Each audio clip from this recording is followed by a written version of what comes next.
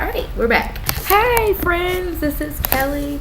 I am excited to do another video diary to kind of share my experiences with you. I'm sorry I haven't publicly posted one, but I'll kind of tell you why in just a little bit. I know that I said that I would try to keep these like 2 to 3 minutes, but since I haven't done one in a while, this one's just going to be a little bit longer.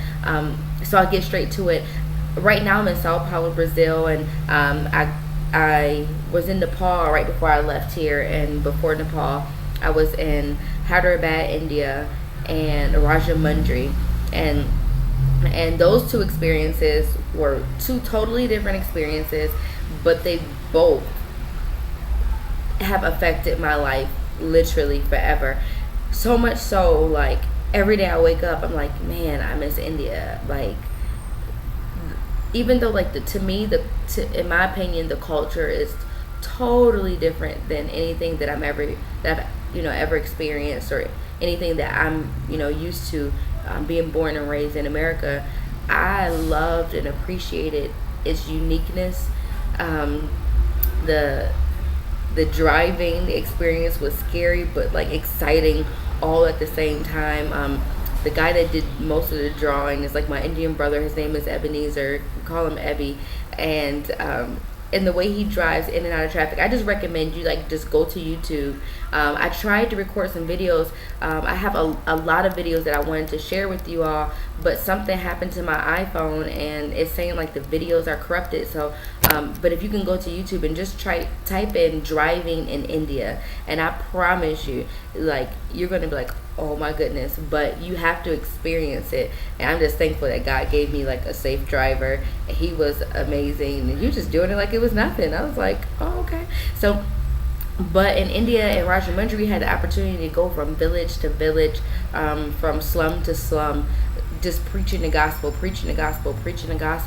and to literally see Hindus like change their life and serve Jesus Christ. It was amazing, and it showed me, like, I never doubted that that my God was real, but to actually be able to see with my own eyes that transformation take place, it is literally something I'll never forget. And I just wish that other people can see it.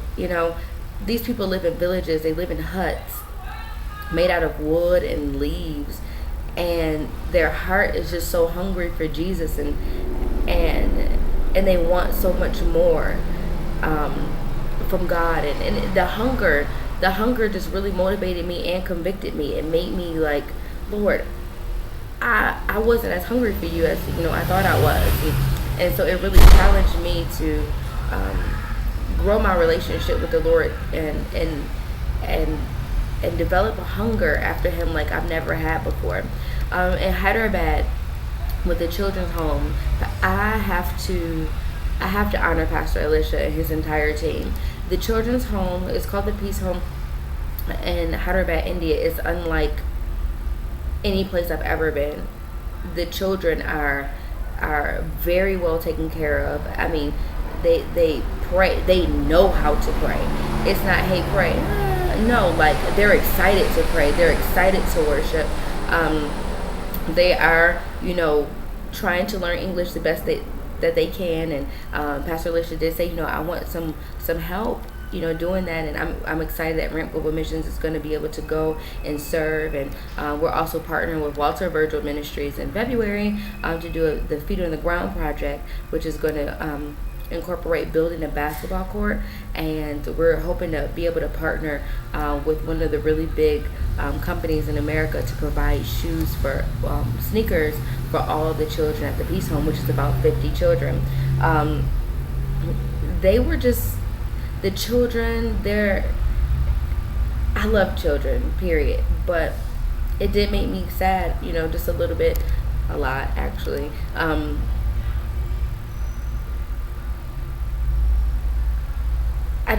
I've never had to live without my parents. So,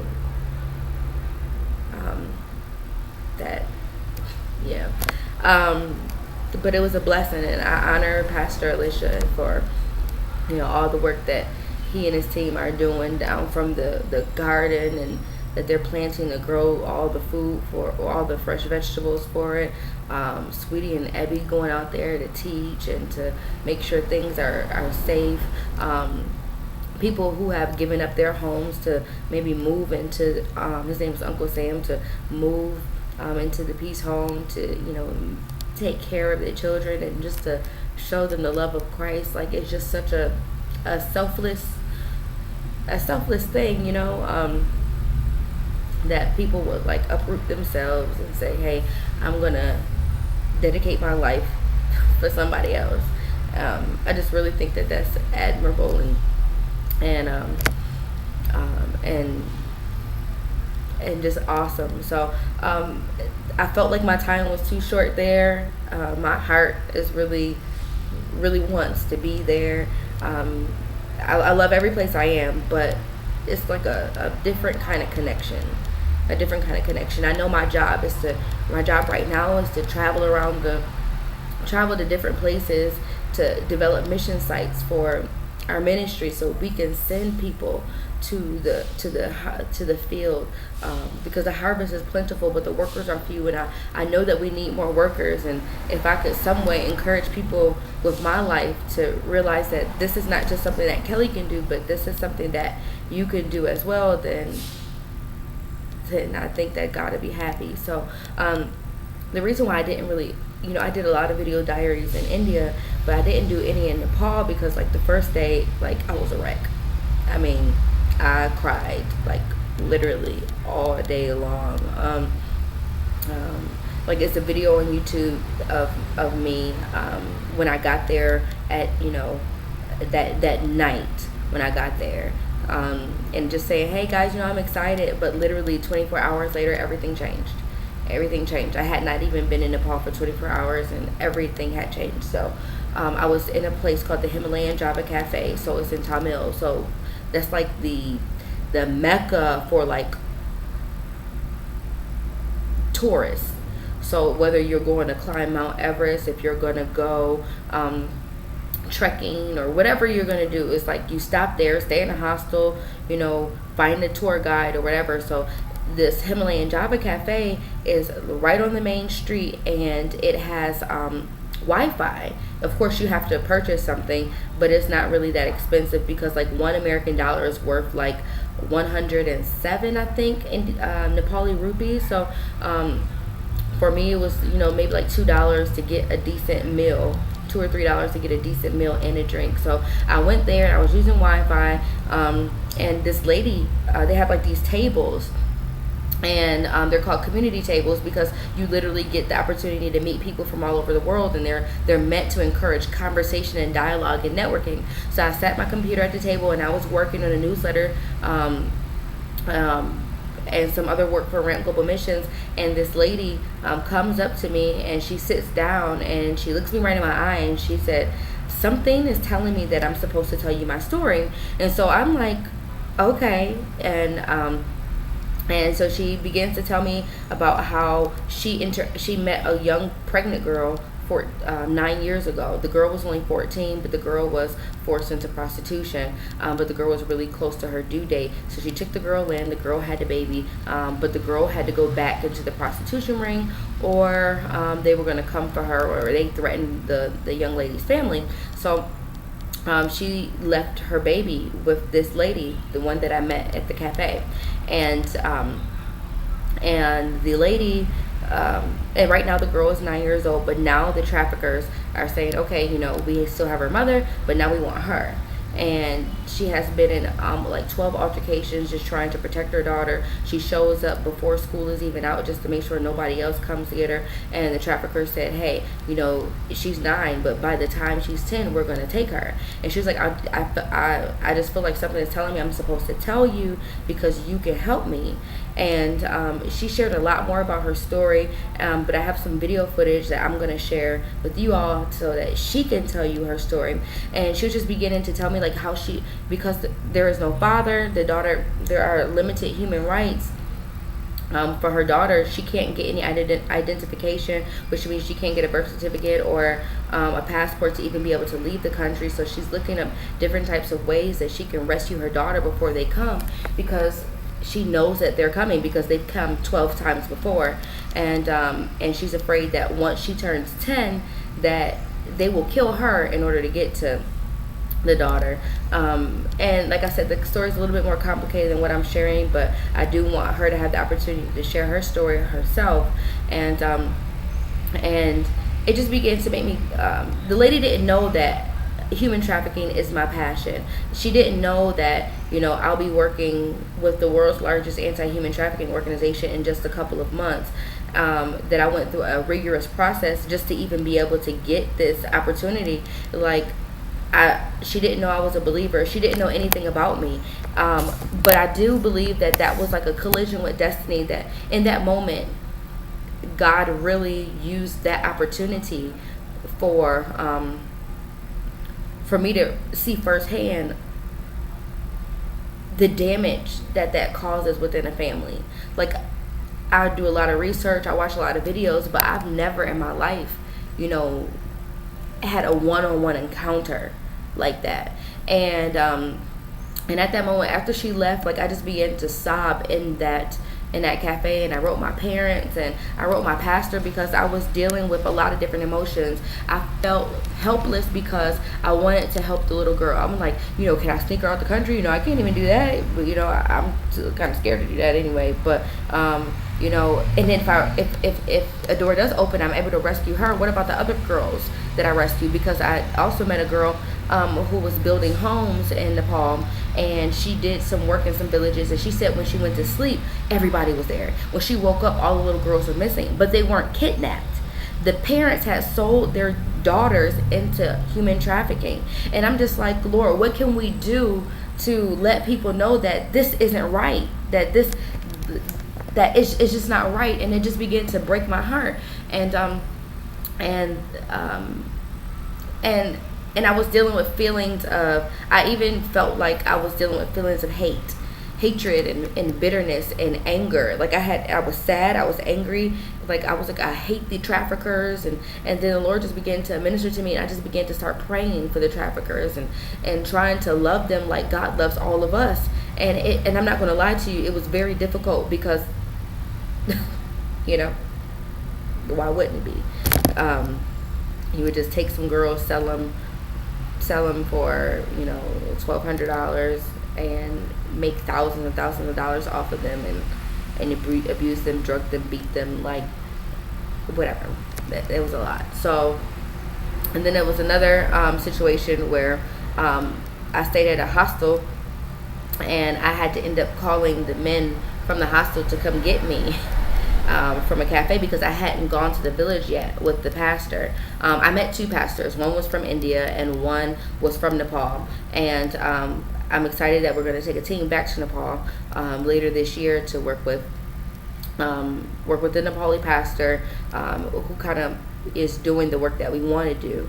But while I was waiting for him to pick me up, which was going to happen in a couple of days, I was approached by two men to come with them. And when I was like, no, like, they started to get angry. So I ran right back up into the cafe, and I called the hostel, and I was like, y'all gonna have to come get me. Like, it was only down the street from the cafe. So it was like 3 men that came. They came to get me, and they took me back to the hostel. And I was like, they saw the men. They was like, yeah, like, they would have taken you and you probably would have never seen your family again. Those are probably traffickers, and they prey on people who are alone. And I was like, oh, okay, because I would probably would have screamed, fought, bit, I'm a fight to stay alive. But I thank God for keeping me protected. But it just went to show me, like, I had 2 experiences of something that I said I want to dedicate my life to. And I believe that God used those situations to put a fire on the inside of me. And I'm dedicated to this cause. And so if in your time of prayer, continue to pray for India, continue to pray for Nepal. Human trafficking is an issue that is global. It's not just happening over there. It's happening in America too. It's happening in South America, Central America. It's happening in Europe. It's definitely happening in Europe. So I'm already been on here a lot of minutes. So let me cut this short. I guess it's too long to cut it short. But anyway, I'm in Brazil now. We had the opportunity to minister at some orphanages, and you people from America came through with the donations. We were able to buy toys, clothes, watches, baby items. We were able to do buy things, supplies and toys just for the orphanage. We were able to give each and every child from the age of 4 months to 16 something that was just for them. I'm sorry that the camera keeps moving. The insects out here are crazy, and my computer is on my lap, and I keep getting bit on my ankle and it itches. But the work that we're going to be doing in Brazil, we're going to be partnering with our One Way Churches International Church here in Brazil under the leadership of Pastor Jolison, and they have a home that they have purchased, and it's right next to the church, and we'll be working with the children, we'll be working with the elderly, and we'll be working with the homeless. So I'm looking forward to sending our first group of missionaries to help with that project in March of 2017. So we're looking to send about 10 people, no more than 10 people. So we'll try to keep the numbers between 7 and 10 to be able to come here and to serve here. I will be in America in less than 1 week, but I'll only be there for a short amount of time. I'll be traveling to some different churches, and some of my family members are throwing some fundraising events for me in Buffalo, New York. So if you happen to be there, just hit me up if you want some of the information. You don't have to give if you want, but I'll be sharing more about my experiences in detail. We have some material, we have some things for you. I love you all, and I just feel like I've been on here too long, so I'm going to go ahead and shut down the video. Please go like my page on Facebook, because that's where I post all the pictures and videos. Please go to my website and subscribe, because I send out a little bit more details about and more frequently than I do these videos to people. If you subscribe to get emails, and I love you. Continue to pray for me, and I hope that my negative stories didn't deter you from wanting to come to the mission field, but rather encourage you, to let you know that we need more people in the mission field. And don't get me wrong, the mission field is not just overseas. Ramp Global Missions has projects right here in America that you can help with as well. So, let me know if you want more information about those. And I'm just excited to be able to serve in this capacity. I do not deserve it.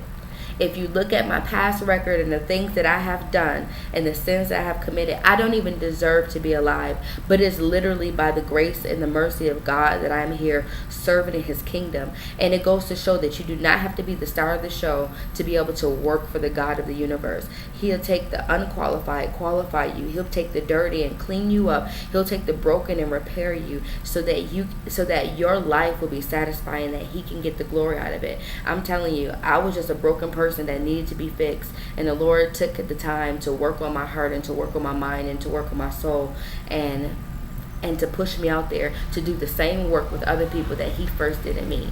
So I love you all. God bless you. Bye.